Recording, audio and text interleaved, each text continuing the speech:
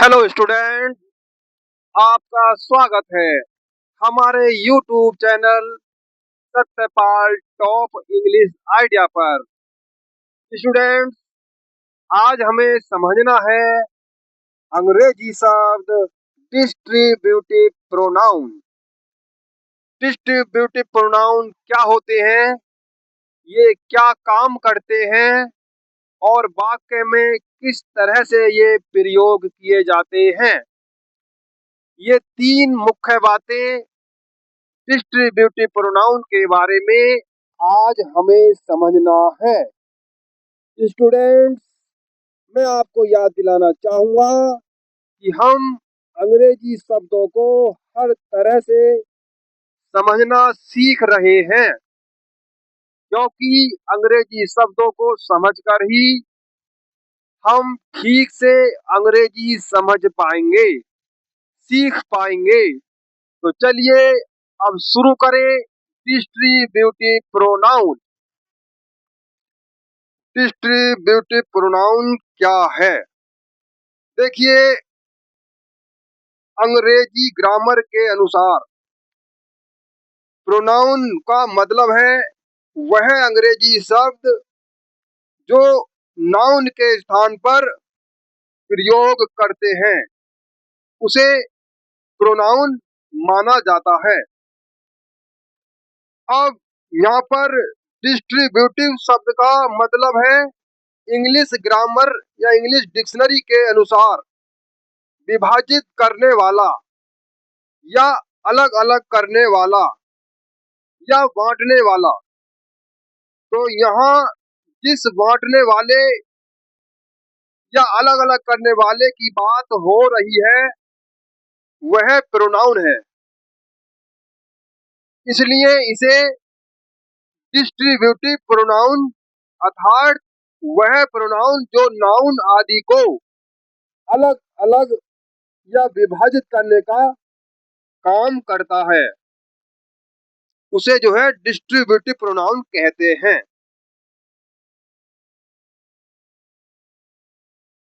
अब यहाँ पर हम डिस्ट्रीब्यूटिव प्रोनाउन में उनके प्रयोग देखेंगे और समझेंगे ये डिस्ट्रीब्यूटिव प्रोनाउन कैसे होते हैं और वाक्य में किस तरह से प्रयोग किए जाते हैं।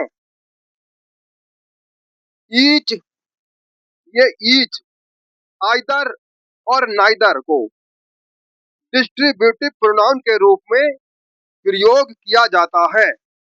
जैसे यहाँ पर हम ईच डिस्ट्रीब्यूटिव प्रोनाउन और उसका प्रयोग समझेंगे, उसका काम समझेंगे। तो देखिए, हमने सीखा था हम उसी चीज को बताना चाहते हैं और मैं बता भी रहा हूँ कि ईच का शाब्दिक अर्थ हर एक, हर एक या प्रत्येक या अलग अलग होता है। जब कोई बात संख्या में असीमित व्यक्तियों या वस्तुओं में से हर एक या प्रत्येक की होती है, तब यह बताने के लिए वहां पर यह ईच शब्द का प्रयोग करते हैं। जैसे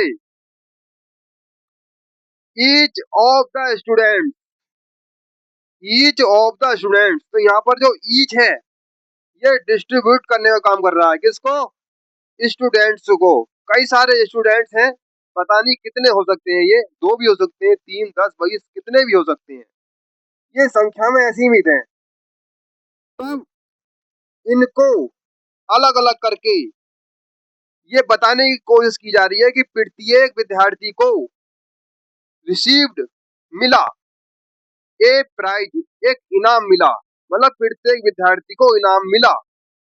ईच ऑफ द स्टूडेंट्स, तो ईच ने जो है, ईच जो वर्ड है उसने जो है ये जो स्टूडेंट्स हैं नाउन, इनको जो है डिस्ट्रीब्यूट कर दिया, अलग अलग कर दिया है ईच ने। अगर हम ये स्टूडेंट अगर ना लगाते ऑफ द स्टूडेंट, केवल ईच का प्रयोग करके कह सकते थे ईच रिसीव्ड ए प्राइज, मतलब प्रत्येक को इनाम मिला।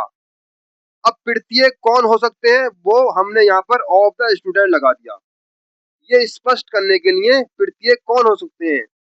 तो प्रत्येक स्टूडेंट्स को, प्रत्येक विद्यार्थी को इनाम मिला।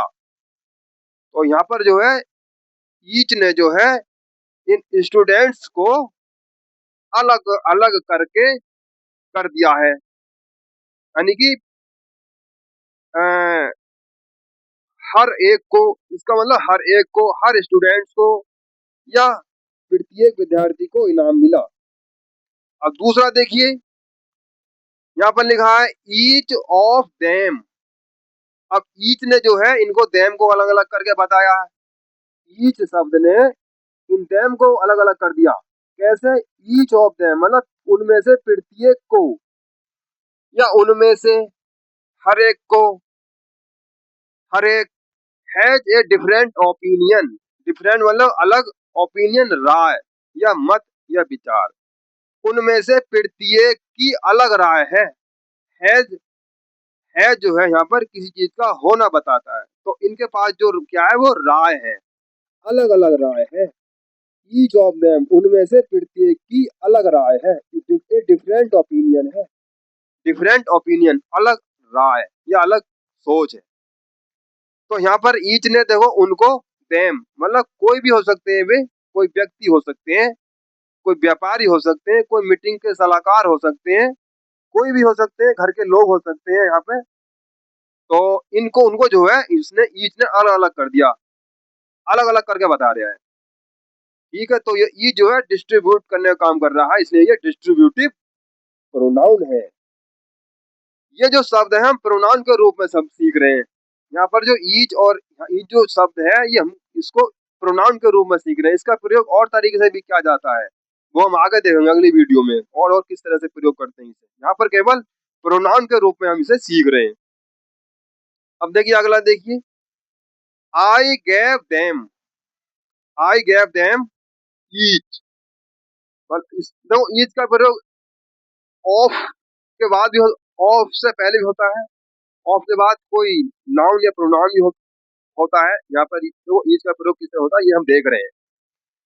तो यहाँ पर देखो इसका इसका प्रयोग जो बदल गया है। यहाँ पर देम से पहले आया, देखो देम से पहले ऑफ, देम से पहले ऑफ लगाकर ईच आया। अब यहाँ पर देम के बाद ईच आ गया, वो भी ये भी इसको डिस्ट्रीब्यूट कर रहा है, मतलब अलग अलग करके बता रहा है। आई गैव देम, मैंने उनमें से प्रत्येक को। अब उनमें से प्रत्येक को वो कितने भी हो सकते हैं, 2 3 4 10 कितने भी हो सकते हैं, ये असंख्या में असीमित है। तो आई गैव देम ईच, मैंने उनमें से प्रत्येक को पेन दिए, पेन। अब अगला देखिए, each has a different colour. Each has a different colour, तो ईच मतलब कोई चीजें होंगी, ईच हर एक का अलग रंग है।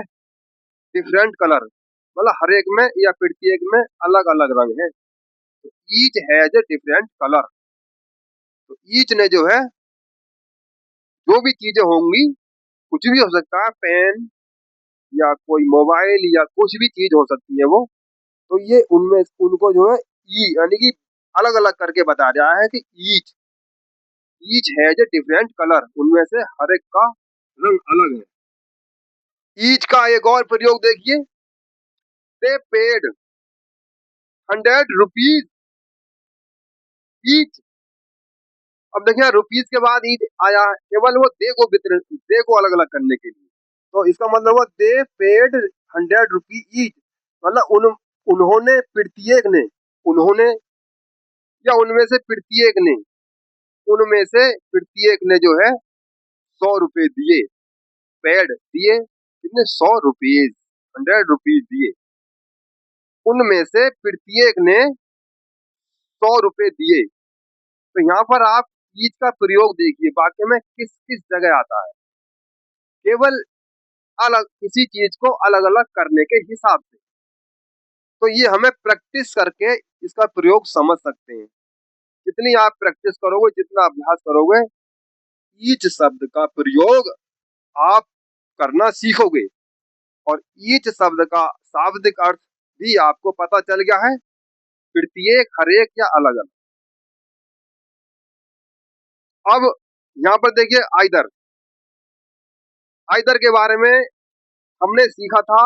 आइदर का शाब्दिक अर्थ दो में से एक, मतलब दो में से एक, कोई भी दो चीजें हो, दो व्यक्ति हो, दो वस्तु हो, उनमें से कोई भी एक, कोई सी भी एक होता है।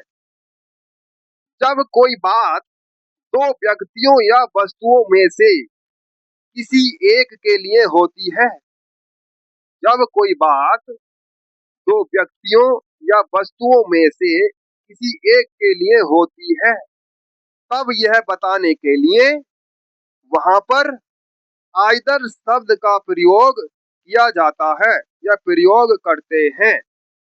ये हमने सीखा और वही हम आपको सिखा रहे हैं। हम अपनी तरफ से कुछ नहीं सिखा रहे, हमने जो सीखा, हमें जो सिखाया गया, हम वही आपको सिखाने की कोशिश कर रहे हैं।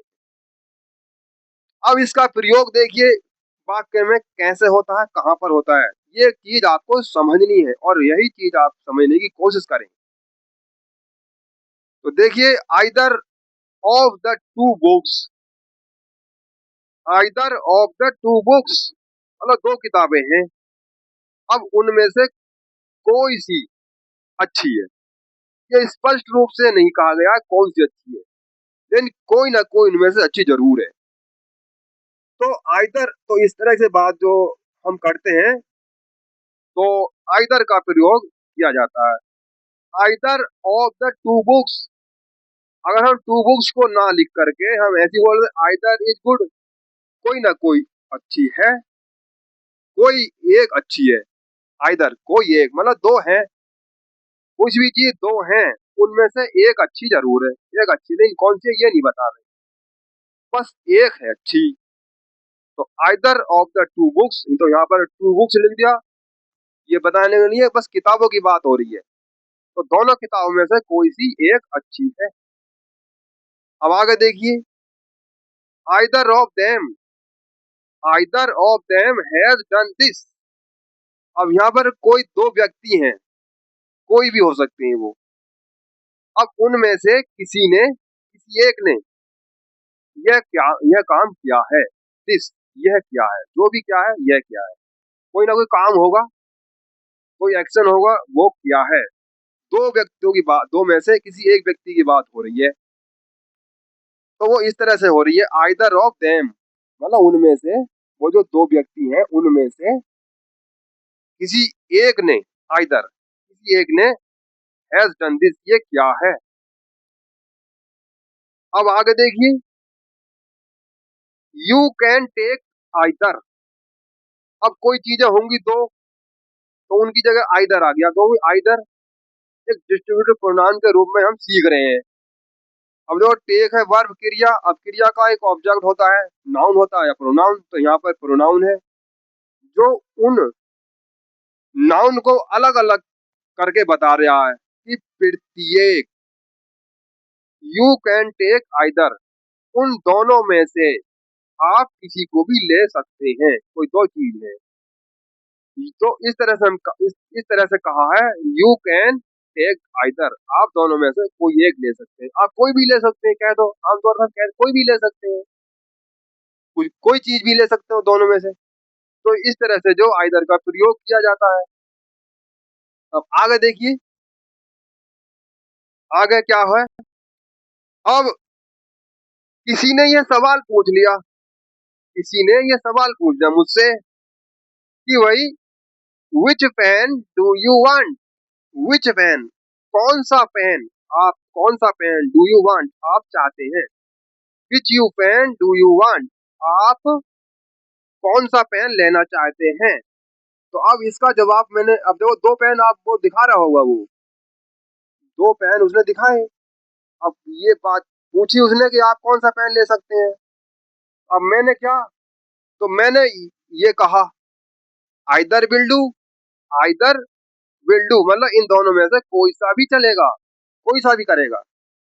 तो ये जो बात है ये इस तरह से हमने बताई, आई आइदर विल डू, कोई सा भी दे दो यार, कोई सा भी चलेगा। तो कोई सा भी के लिए आइदर, मतलब दोनों में से एक के लिए हमने कहा कोई सा भी हमें दे दो, कोई सा भी चलेगा। तो इस तरह से भी देखो आइदर का प्रयोग यहाँ पर हुआ है।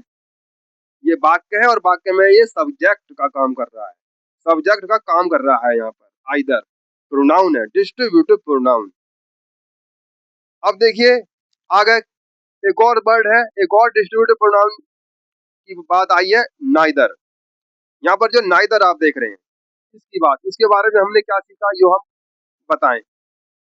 नाइदर का शाब्दिक अर्थ हमने सीखा, जो भी सीखा था वो ये है कि ये शब्द है, ये जो शब्द है ये दो या दोनों में से कोई भी नहीं या एक भी नहीं, मतलब दो चीजें हैं या दो वस्तुएं हैं, मतलब दो व्यक्ति हैं, दो, ये दोनों में से किसी की भी बात नहीं करता, किसी एक की भी नहीं। दो हैं लेकिन दोनों में से किसी की भी बात नहीं करता है। अब देखिए जब कोई बात दो व्यक्तियों या वस्तुओं में से किसी की भी नहीं की होती, मतलब जब कोई बात दो व्यक्तियों या वस्तुओं में से किसी की भी नहीं होती, तब यह बताने के लिए या यह दर्शाने के लिए वहां पर नाइदर शब्द का प्रयोग किया जाता है।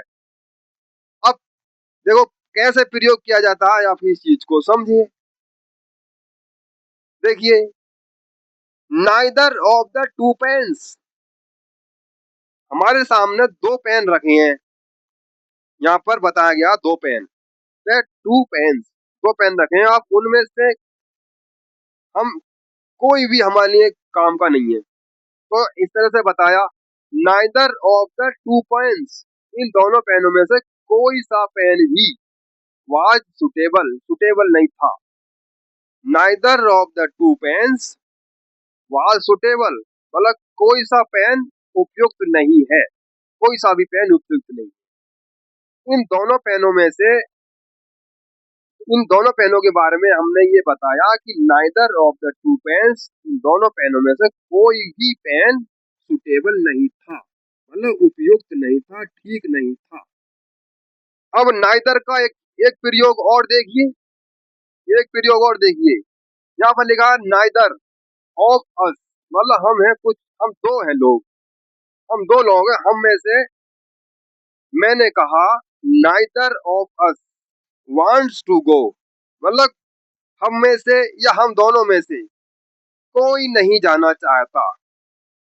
मतलब हम किसी से कह रहे हैं, कोई किसी ने हमसे पूछा था कि भाई तुम कहीं जाना चाहते हो, तो हमने उसके जवाब में ये कहा नाइदर ऑफ अस, हम में से, हम में से कोई भी नहीं जाना चाहता। तो नाइदर का एक प्रयोग, मतलब एक सेंस से आप ये भी समझना कि नाइदर का प्रयोग बिना नॉट लग, वाक्य में बिना नॉट लगाए निगेटिव सेंस देता है। इसके वाक्यों में नकारात्मक सेंस दर्शाने के लिए नॉट का प्रयोग नहीं किया जाता, ये आप विशेष करके ध्यान रखना है आपको। नाइदर ऑफ अस, मतलब हम में से या हम दोनों में से कोई भी, नाइदर का मतलब कोई भी नहीं, हम दोनों में से कोई भी जाना नहीं चाहता। अब देखिए नाइदर का एक और प्रयोग देखिए, नाइदर ऑफ देम, तो यहाँ पर उनमें से किसी ने भी अपना काम नहीं किया। Neither of them has done their work, neither of them has done their work, मतलब उनमें से, तो ऑफ देम का मतलब उनमें से, नाइदर किसी ने भी नहीं, किसी ने भी नहीं, मतलब उन दोनों में से किसी ने भी नहीं डन किया दियर वर्क, अपना काम। अब नाइदर का एक और प्रयोग देखिए, नाइदर इज करेक्ट, मतलब कोई भी सही नहीं है। दो चीजें हमने हमारे सामने रखी, ले हम उन चीजों का जिक्र नहीं किया है, केवल नाइदर का ही प्रयोग करता है, क्योंकि दोनों में से इसका भाव जो है दोनों में से एक के लिए होता है, दोनों में से किसी के लिए भी नहीं होता। तो नाइदर इज करेक्ट, कुछ भी सही नहीं है, तो यहाँ पर लिखा दोनों में से कोई भी ठीक नहीं है, या कुछ भी ठीक नहीं है, दो चीजों में से, इन दोनों चीजों में से कुछ भी ठीक नहीं है, तो नाइदर इज करेक्ट, दोनों में से कोई भी ठीक ना है। अब एक और प्रयोग है, देखो, किसी ने हमसे पूछा डू यू वांट टी या coffee? Do you want T या कॉफी? क्या आप चाय या कॉफी लेना चाहते हैं? चाय या कॉफी? तो हमने उसका जवाब दिया नाइदर।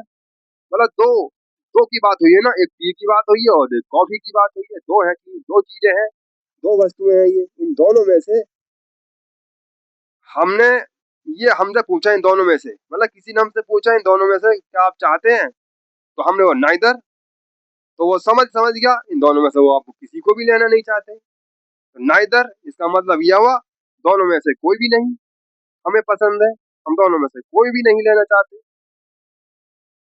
तो स्टूडेंट, अगर आपको ये वीडियो पसंद आई हो,